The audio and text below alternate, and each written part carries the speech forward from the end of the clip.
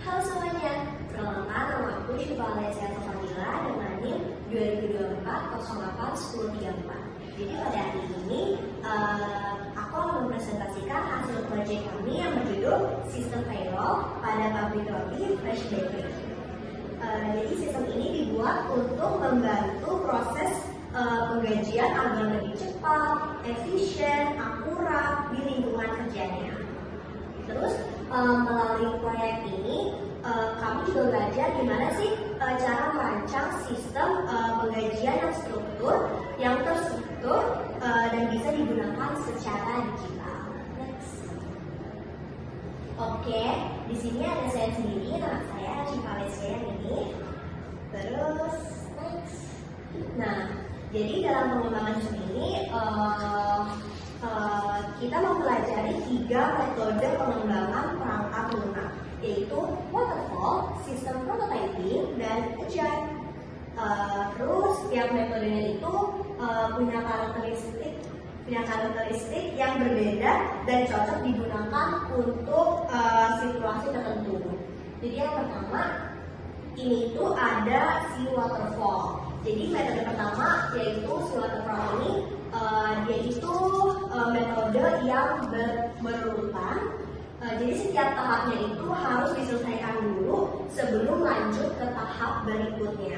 Terus misalnya dari analisis ke desain, ke implementasi, ke pengujian sampai ke pemeliharaan.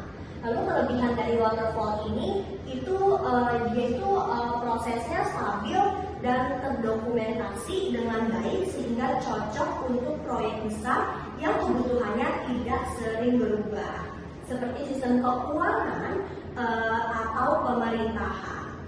Namun di waterfall ini kekurangannya dia tuh kurang fleksibel terhadap perubahan, karena kalau ada revisi di tengah jalan nih kita harus mengulang dari awal. Next. Terus ada sistem prototyping. Jadi metode ini itu fokus pada pembuatan model awal untuk membantu pengguna memahami sistem yang akan dibangun dan memberikan umpan balik sebelum dikembangkan secara penuh. Terus kelebihan metode ini yaitu membantu menghindari kesalahpahaman antara pengguna dan juga pengembang, karena pengguna bisa langsung memberi masukan di tahap awal. Terus juga sistem prototyping ini cocok kalau kebutuhan sistem belum terlalu jelas gitu loh. Jadi seperti aplikasi web payroll yang biasanya sering banget berubah sesuai permintaan HR atau bagian keuangan. Next. Terus ini juga ada agile development. Metode ketiga ini metode yang kami pilih untuk proyek payroll. Agile-nya itu dia ini bersifat interaktif, kolaboratif, dan adaptif. Artinya sistem dikembangkan secara bertahap dalam beberapa sprint, dan setiap sprint menghasilkan fitur yang langsung bisa diuji. Nah, terus juga keunggulan dari agile ini dia itu cepat menyesuaikan perubahan. Cocok juga buat proyek yang dinamis kayak payroll ini. Terus misalnya ketika ada perubahan regulasi BPJS, PPh 21 atau tunjangan, sistem bisa langsung diperbarui tanpa menunggu seluruh pengembangan selesai. Next. Nah, kenapa sih bisa memilih si agile ini? Karena agile itu punya beberapa alasan kenapa kita bisa milih dia ini. Karena pertama, dia ini fleksibel sehingga terhadap perubahan maupun kebutuhan. Kalau ada pengaturan baru atau kebijakan perusahaan yang berubah atau kurang cocok itu, sistem bisa langsung menyesuaikan. Terus yang kedua, agile ini pengembangannya itu bertahap atau iteratif melalui sprint. Jadi fitur login, hitungan gaji, skrip laporan itu bisa diperbaiki lebih cepat. Yang ketiga, agile ini melibatkan banyak banget pihak seperti HR, finance, dan manajer di setiap tahap. Dengan begitu hasilnya bisa benar-benar sesuai dengan kebutuhan nyata. Selain itu metode ini itu lebih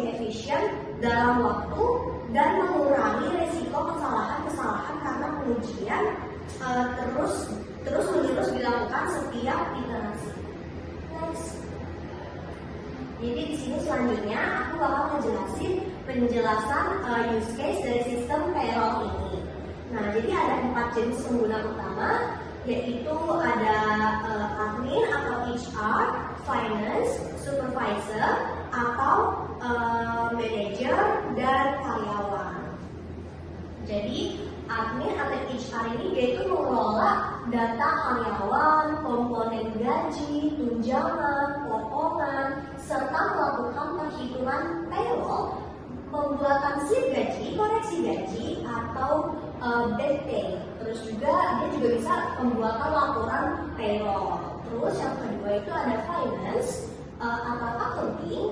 Dia ini memverifikasi hasil dari payroll itu, lalu menyetujui penggajian, mencetak dan mengekspor laporan payroll, serta mencatat jurnal penggajian untuk keperluan keuangan. Lalu ada supervisor. Supervisor itu melihat rekap lembur dan insentif produksi.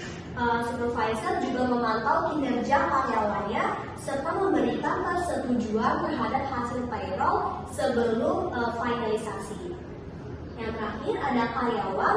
Karyawan itu melakukan login ke sistem, lalu karyawan juga melihat rincian slip gaji serta mengunduh slip gaji digital dalam format PDF.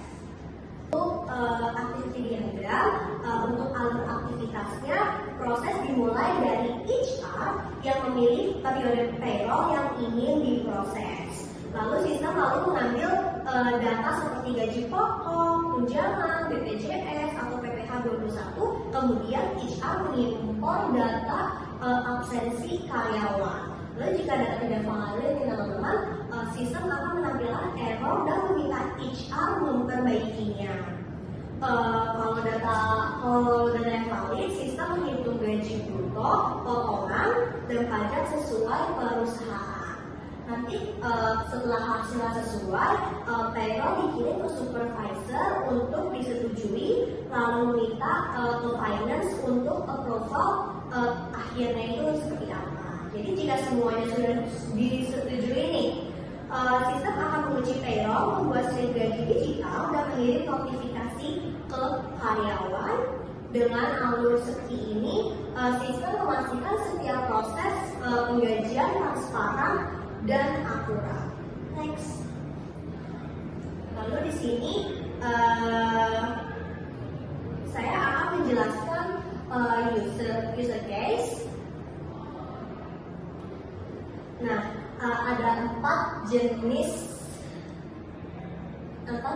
pengguna. Yang pertama itu ada HR atau admin, finance, supervisor, dan juga karyawan. Jadi si HR ini mengelola karyawan dan gaji karyawannya. Lalu yang kedua proses itu payroll otomatis. Yang ketiga hasilkan slip gaji. Lalu untuk finance sendiri itu dia itu aksesnya rekap payroll, dapatkan jurnal atau rekap pajak dan BPJS. Lalu yang ketiga ada ekspor laporan. Lalu di supervisor yaitu view only, lihat rekap lembur atau insentif, pantau performa tim. Dan yang ketiga itu ini juga supervisor itu bisa tanpa approval. Nah, terus ada karyawan, dia ini loginnya aman, lihat rincian slip, dan yang terakhir unduh PDF. Nah, terus di sini juga ada fitur dan fungsi produk. Jadi aku akan menjelaskan fitur utama sistem ini. Yang pertama, autentikasi pengguna. Jadi itu pengguna itu dapat login dengan NIP atau NIM dan kata sandi yang aman. Sistem harus memverifikasi kredensial dan memberikan akses sesuai hak pengguna. Yang kedua, itu ada pengelolaan data karyawan. HR atau admin dapat mengelola data karyawan, nama, jabatan, gaji, tunjangan, dan memperbarui informasi yang terkait penggajian karyawan. Lalu yang terakhir itu ada perhitungan gaji bulanan, yaitu sistem menghitung gaji karyawan berdasarkan absensi, lembur tunjangan, dan potongan yang berlaku, kemudian menghasilkan gaji bulanan karyawan. Next. Lalu selanjutnya ada pembuatan slip gaji. Itu sistem menghasilkan slip gaji yang dapat diunduh karyawan dalam PDF dengan rincian gaji pokok, tunjangan, potongan, dan insentif. Terus ada laporan payroll, HR dan finance dapat mengakses laporan payroll bulanan untuk pengelolaan data penggajian dan laporan akuntansi. Lalu ada juga notifikasi kehadiran. Jadi supervisor atau manajer itu dapat melihat laporan insentif, produksi, dan lembur untuk memantau kinerja dan jam kerja karyawan itu seperti apa. Next. Oke. Sekian presentasi saya mengenai sistem payroll pabrik roti Fresh Bakery ini. Terima kasih atas perhatiannya dan waktunya.